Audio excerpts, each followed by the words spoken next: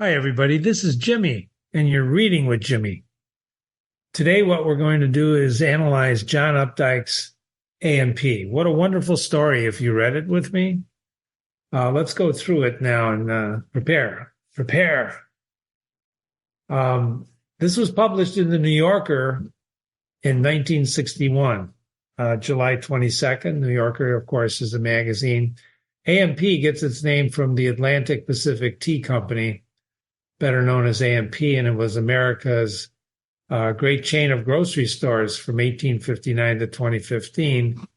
Went through a large, it was at one time the largest grocery retailer in the U.S. So we're talking about a very large company, even in the 60s. It declared bankruptcy in 2010, emerged as a private company in 2012, et cetera, et cetera, et cetera. Okay.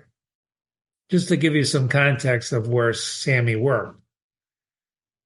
So as the story opens up, this whole opening is giving us a portrait of the narrator. This is first-person narration, right? We talked about that, first-person narration. In the story, so the rules of being a first-person narrator apply, which means he's in the story. He's like us. He's likely to have flaws like us. He could be lying to us, telling us the truth. So we have to watch for reliability clues. And if you read the story with me and didn't jump to the analysis, we know for sure that Sammy, we don't see his name until later, but the narrator is very, very, he's pretty reliable.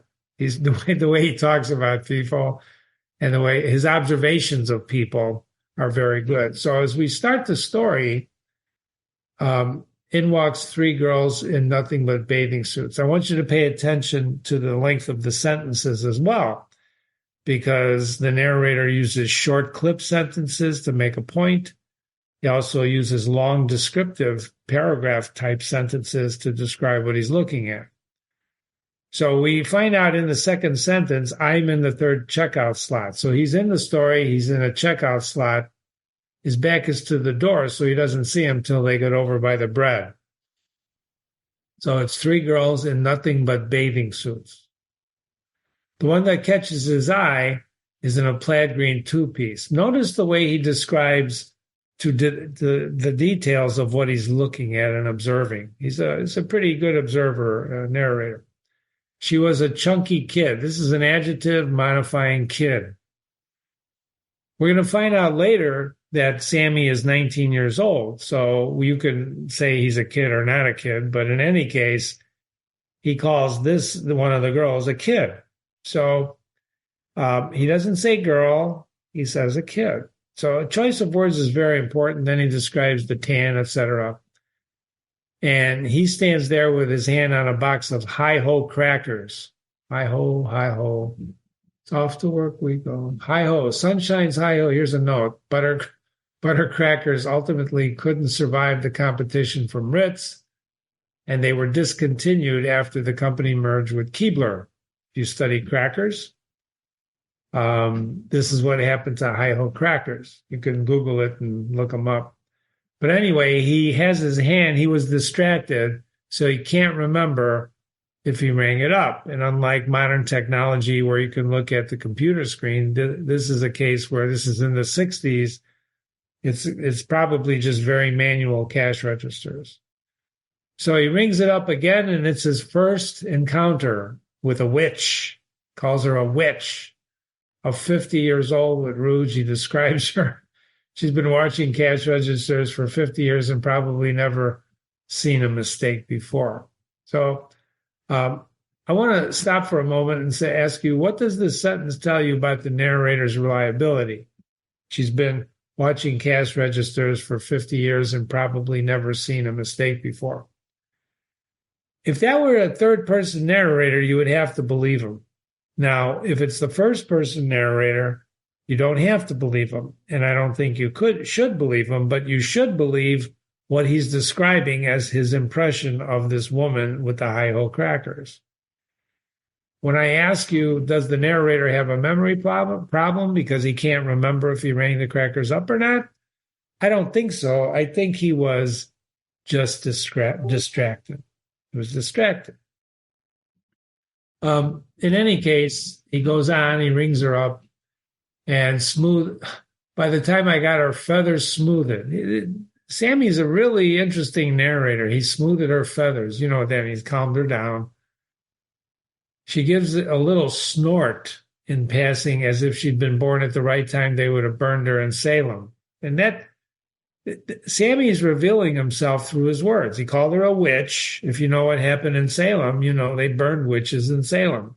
So he's not uneducated. He's got some education behind him. And by the time he gets, her on her way, the girls had circled back around the bread and were coming back without a pushcart. Back my way along the counters. So he got distracted, and finally the girls are coming back.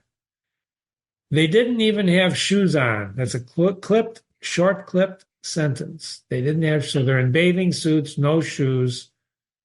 And then he describes the girls here. There's 3 of them, and you remember reading that. I'm not going to read everything here. But there's one that he calls, she was the queen, right? She's like the leader of the pack. He uses the word prima donna. This is a very temperamental person with an inflated view of their own talent or importance. Prima donna.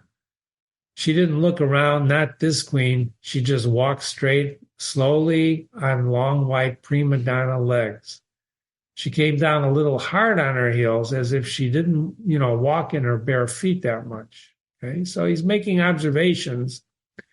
Whether you believe him or not, that's up to you. I kind of believe him, and he's making observations about these girls because he's telling us a story. And if you read the story, you already know what happens. So going back here and looking at this after you've read the story makes appreciation of the story much more interesting. You can decide or not if you're going to believe some of the analysis you'll find online. He says, you never know for sure how a girl's mind works. Do you really think it's a mind in there, or just plain buzz, or a little buzz like a bee in a glass jar? That's in parentheses. Of course, that insults girls. but he's asking, you never know how girls' minds work. Do we know how any of our minds work? Do you? I don't think so. So this is really speculation in here. You get the idea she had talked to the others into coming in here, and now she was showing them how to do it. See the word it? Showing them how to do it. Walk slow and hold yourself straight.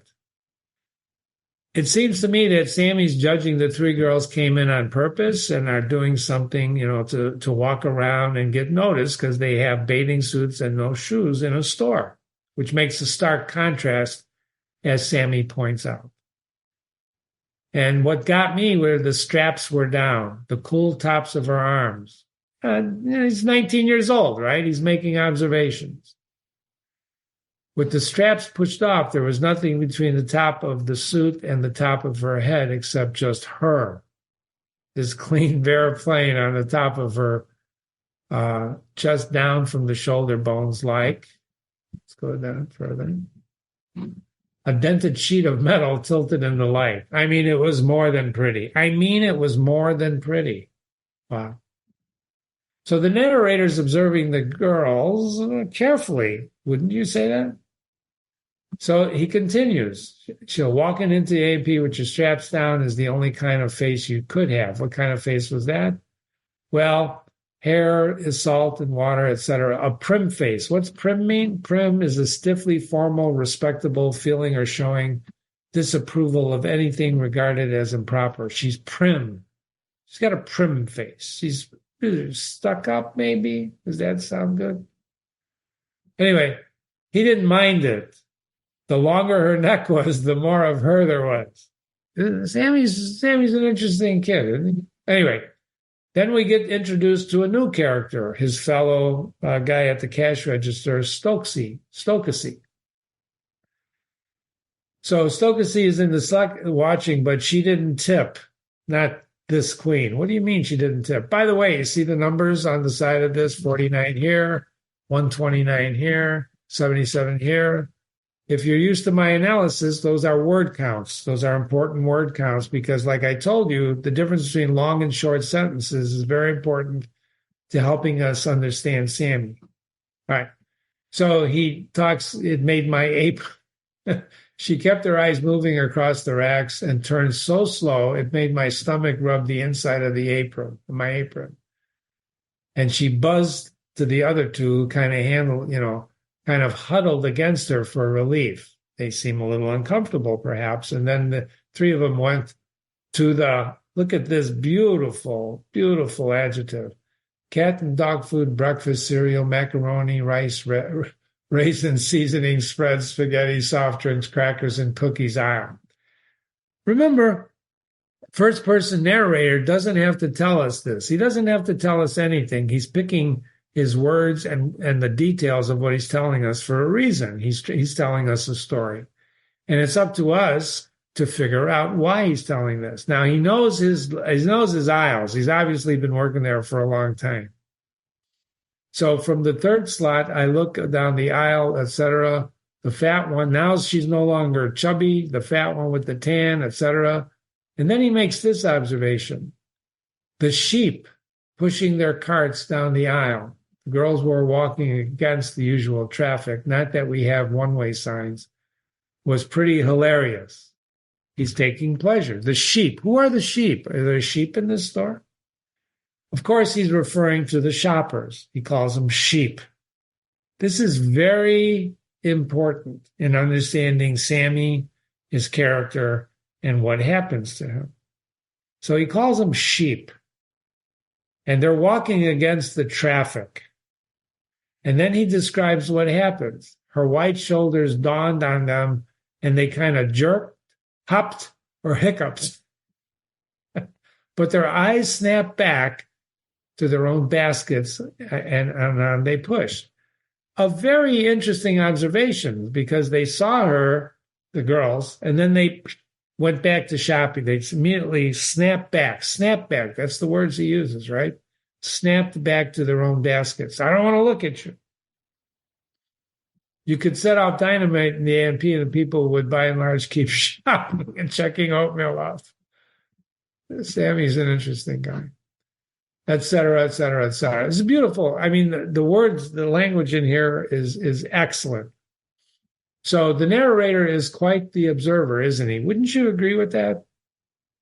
Then there's a contrast between the girls in bathing suits and the A&P with their fluorescent lights. And then there's some dialogue between him and Stokesy. "Oh, Daddy," Stokesy said beside me, "I feel so faint." "Darling," I said, "hold me tight." Why does he call Stokesy darling?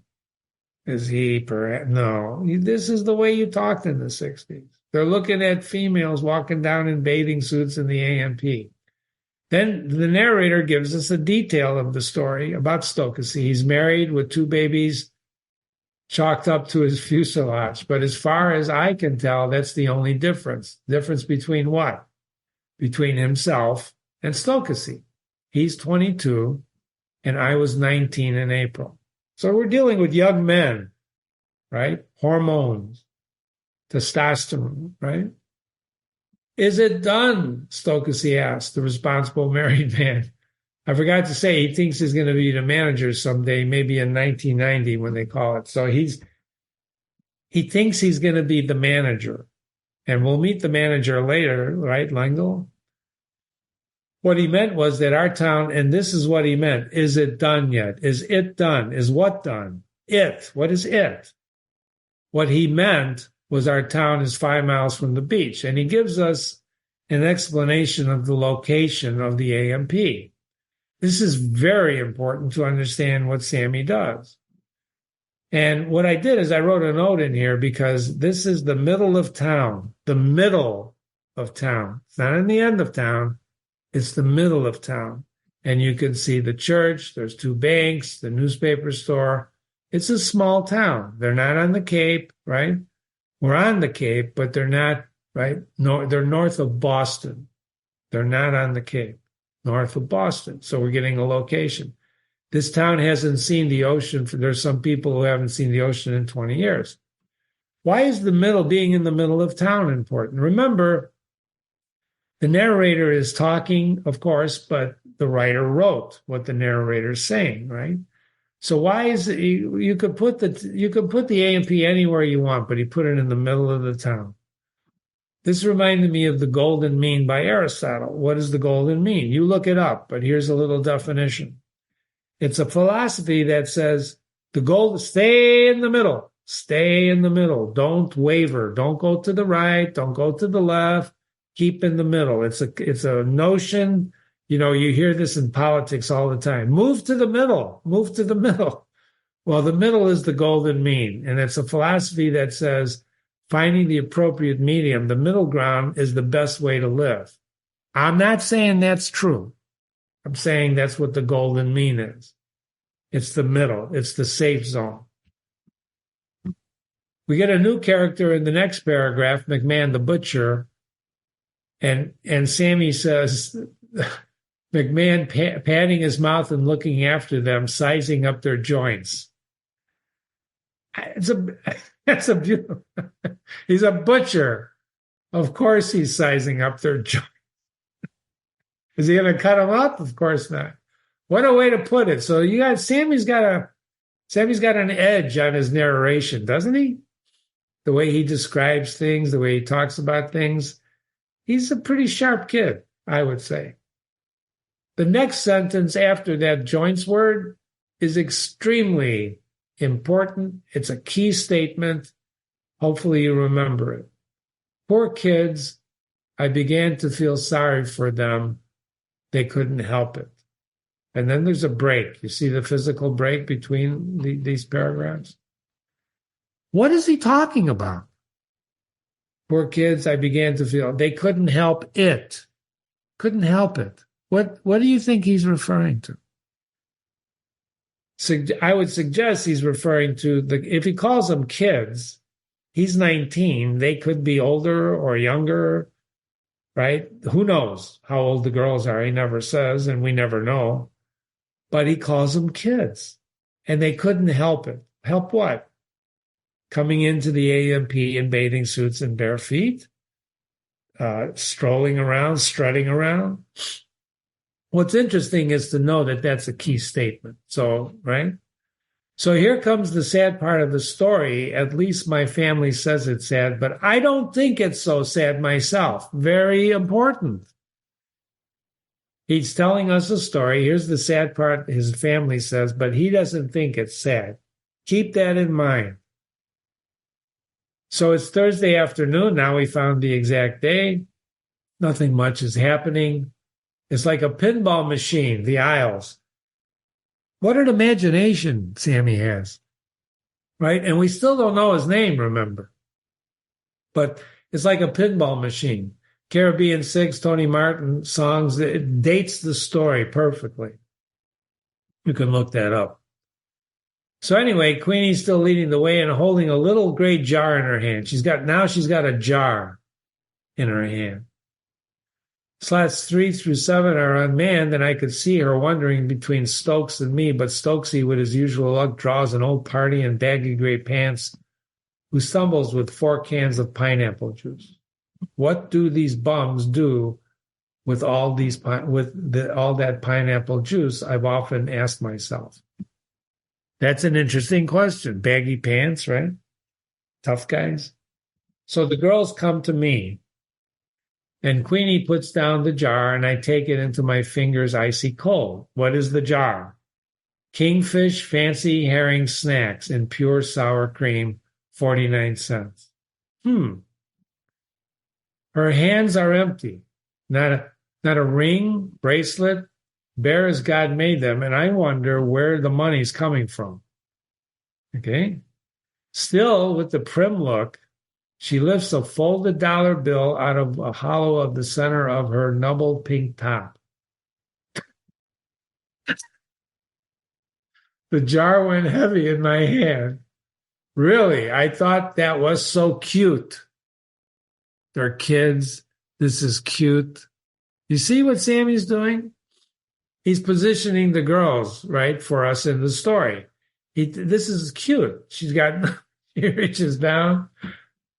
And then there's a new character, Lingo comes out. He's the manager, right? He hides in his day. Sammy says he Comes out of the door where he hides behind all day when the girls touch his eye.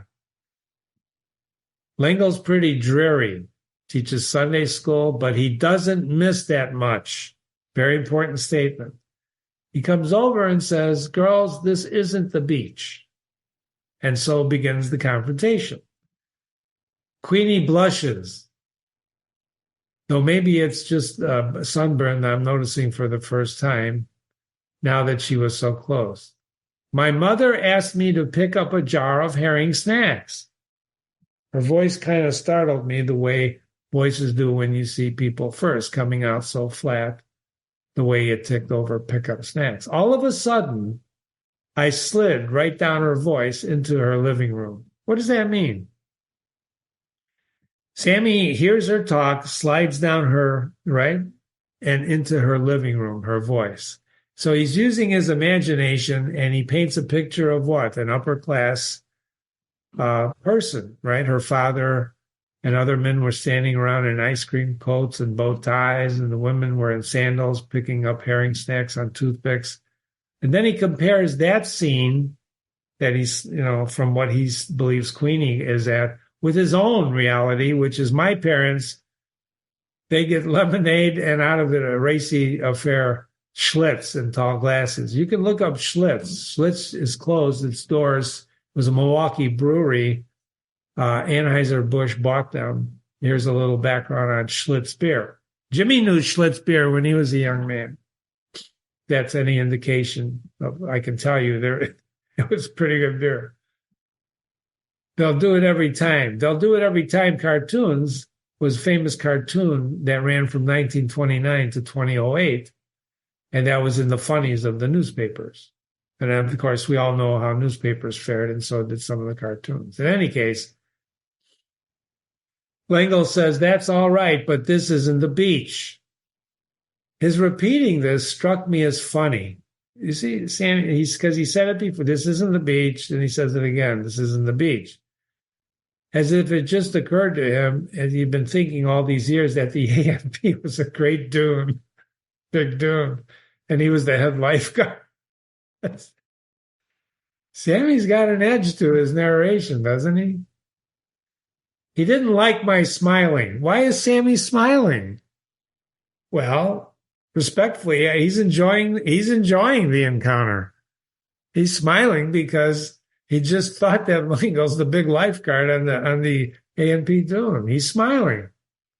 He does, as I say, he doesn't miss much, but he concentrates on giving the girls that sad Sunday school superintendent stare. That's a big, big adjective. He's looking at them and saying, Queenie's blush is no sunburn now. So now it's clearly a blush. What do you do when you blush? When you blush, you're ashamed, right?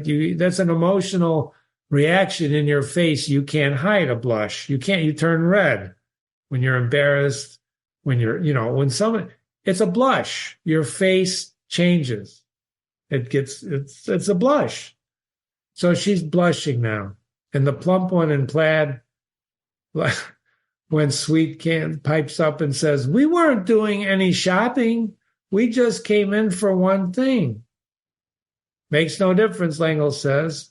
And I could see from the way his eyes were that he hadn't noticed that she was wearing a two-piece before. We want you decently dressed when you come in here.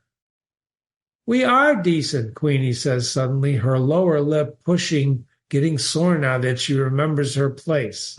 She's remembering she's upper class, right? We are decent. She gives Lingle back, right? A place from which a crowd that runs the ambulance. Fancy herring snacks flashed in her face. Girls, I don't want to argue with you. After this, come in here with your shoulders covered. It's our policy. He turns his back, and that's policy for you. Policy is what the kingpins want. This is an extremely important statement. Sammy's a rebel. Policy is what the kingpins want. What the others want is juvenile delinquency. So if you don't follow policy, you're a juvenile delinquent. And the word decent is very important to understanding why Sammy quits. Conforming to the recognized standard of proprietary good taste, modesty, blah, blah. Okay. All of this while the customers have been showing up with their carts, sheep, there's the word again. Seeing the scene, they all bunched up on Stokely, who shook open a paper bag as gently as peeling a peach, because he didn't want to miss a word of the encounter. And he could feel this. I could feel the silence, everybody getting nervous, most of all Langle. So he asks me, Sammy, and finally we find out who the narrator is. Have you rung up their purchase? I thought and said, but it wasn't about that I was thinking. I said, no, but it wasn't about that I was thinking. What was he thinking about? I want you to think about this. Sammy says in his narration, I said no to Langle, but I wasn't thinking about that, about if he rang up the purchase. What was he thinking about? So he goes through the punches, 4-9 grok tot. It's more complicated than you think. Make a little song. Hello, Bing, there you gong. So he's mimicking the cash register.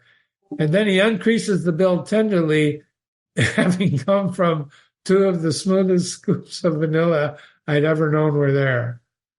And he gives a half and a penny back to the narrow pink palm of Queenie, right?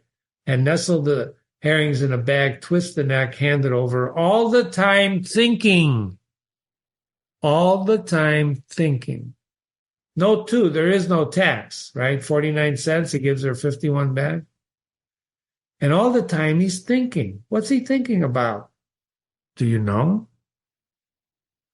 The girls who blame them are in a hurry to get out. So I say, I quit to Langle quick enough for them to hear and hoping they'll stop and watch me, their unsuspected hero. But they keep on going into the electric eye. The door flies open and they flicker across to the lot to their car.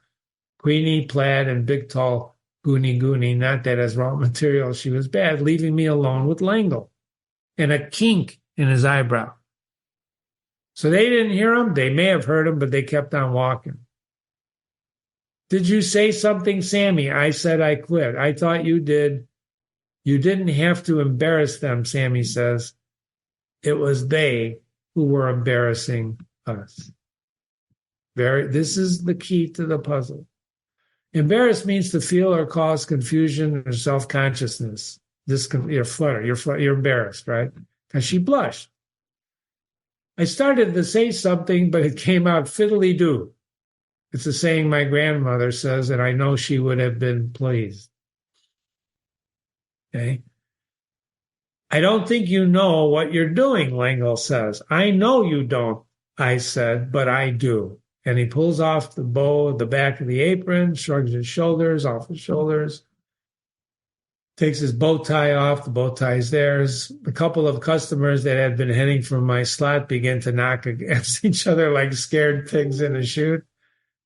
Langle comes in and begins to look very patient. He's been a friend of my parents for years. Sammy, you don't want to do this to your mom and dad, he tells me. And it's true, says Sammy, I don't. But it seems to me that once you begin a gesture, it's fatal not to go through with it. This is, ladies and gentlemen, this is a life concept. When I read this story many years ago, this is one of the takeaways that I took that has proved itself over and over and over. Once you begin a gesture, it's fatal not to carry it through. I fold up the apron with Sammy's stitch on the pocket. The bow tie is theirs. Langle says, you'll feel this for the rest of your life, he says. And I know that's true. But remembering how he made the pretty girl blush makes me so scrunchy inside. I push no sale tab and the machine whirls, pipple, and the drawer splats out. One advantage, Sammy's still cool, right? One advantage is I don't have galoshes. It's not winter. So I saunter into the electric eye on my white shirt my mother just ironed for me and outside into the sunshine. I look around for my girls, but they're gone, of course. See, he didn't expect to see him, but there is, I look around for my girls, but they're gone. There wasn't anybody but some young married screaming with her children about some candy they didn't get in a Falcon station wagon. Looking back into the big window over the bags of peat moss and aluminum lawn furniture stacked on the pavement, he could see Langle in my place in the slot checking the sheet through. His face was dark, gray, and his back was stiff, as if he just had an injection of iron. And my stomach kind of fell as I felt how hard the world was going to be to me hereafter. Wow. Beautiful story. Why did Sammy really quit? That's the question we're going to be exploring in our interpretation. But all I can tell you before we begin that exploration is if you Google why Sammy quit, Google's going to tell you stuff like this. In the A&P, there is a different personal value towards the clothing between the manager and Queenie. Therefore, it caused a conflict between them, and Sammy wished to defend for the girls. So at the end of the story, Sammy chooses to quit his job, and it symbolizes the love presented by Sammy to Queenie.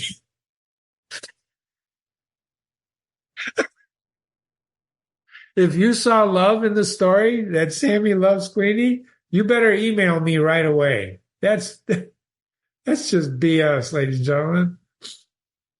Seriously, if you did read it, if you saw you can prove to me from the narrator, from Sammy's words, that he loved Queenie. I want to hear from you. Or Google will say, and we're going to explore this further in the interpretation, his desire to set himself apart from them to prove that he is different compels him to quit his job. However, he announces, I quit, primarily because he wants the girls to overhear him, and the gesture loses resonance when he realizes they didn't notice it. What? What? He is not quitting. He's not saying I quit just to get the girls to notice him. He's not doing it for that. That's BS. Prove it to me. Now, did he want them to hear? Perhaps. But that's not why he quit. He did not quit so that they would look upon him as a hero. And we're going to explore that in the interpretation. Because why do I know that? Because he's been thinking about doing that gesture for at least 2 times while he was going through this commotion. This is the analysis of A&P by John Updike, and you've been reading with Jimmy. Thank you for visiting. I hope you watch more by reading the interpretation for this story and the other stories we have on our website. Remember, you can email me anytime, Jimmy@readingwithjimmy.com, Jimmy@readingwithjimmy.com. Thanks so much for coming by. See you soon.